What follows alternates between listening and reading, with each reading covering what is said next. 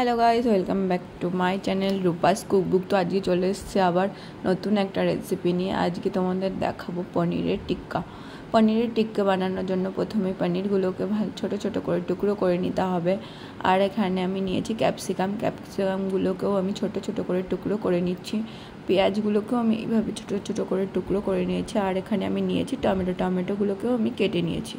এরপর মশলাটা রেডি করতে হবে। এখানে আমি একটু জল ঝরানো টক দই, সামান্য নুন, হলুদ, লঙ্কার গুঁড়ো, জিরের গুঁড়ো, সামান্য একটু কর্নফ্লাওয়ার আর ধনের গুঁড়ো, গরম মশলা গুঁড়ো আর একটু ময়দা আর রসুন আর আদার পেস্ট অ্যাড করে দিয়েছি। তারপর আমি এটাকে একটু ভালো করে নাড়িয়ে চাড়িয়ে নেব। আর আমি কালারের জন্য এখানে অ্যাড করেছি কাশ্মীরি লঙ্কার গুঁড়ো।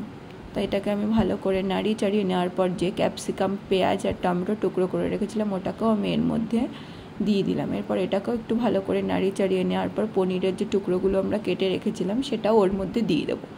দিয়ে দেওয়ার পর ভালো করে ব্যাটারটাকে মেখে নিতে হবে এবং এটাকে ফ্রিজে 4 থেকে 5 ঘন্টা মতন আমি সেট করতে রেখেছিলাম। তোমরা চাইলে তার কমও রাখতে পারো, যেমন তোমাদের হাতে টাইম থাকবে সেরকম। তারপর আমি এখানে টুথপিক নিয়ে নিয়েছি আর টুথপিকের মধ্যে আমি একটা করে পনিরের টুকরো, পেঁয়াজের টুকরো আর ক্যাপসিকামের টুকরোর মাঝখানে একটা করে পনির দিয়ে এইভাবে ভালো করে আমি সাজিয়ে নিয়েছি। তোমরা তোমাদের মতো সাজাতে পারো। আমি এখানে 3-4টে মতন স্টিক নিয়েছি আর ওর মধ্যে ভালো করে সাজিয়ে নিয়েছি। এরপর এটাকে আমি গ্যাসের মধ্যে দিয়ে একটা তান্দুরি গ্রিলের ওপর ভালো করে সেঁকে নেব। তোমাদের বাড়িতে যদি তান্দুরি গ্রিল না থাকে তাহলে তোমরা প্যানের ওপর তেল দিয়েও হালকা ফ্রাই করে নিতে পারো, অয়েল ব্রাশ করে করে। তো আমি এখানে গ্রিলের ওপর করেছি হালকা করে, গ্যাসের আঁচটা কম বেশি করে করে।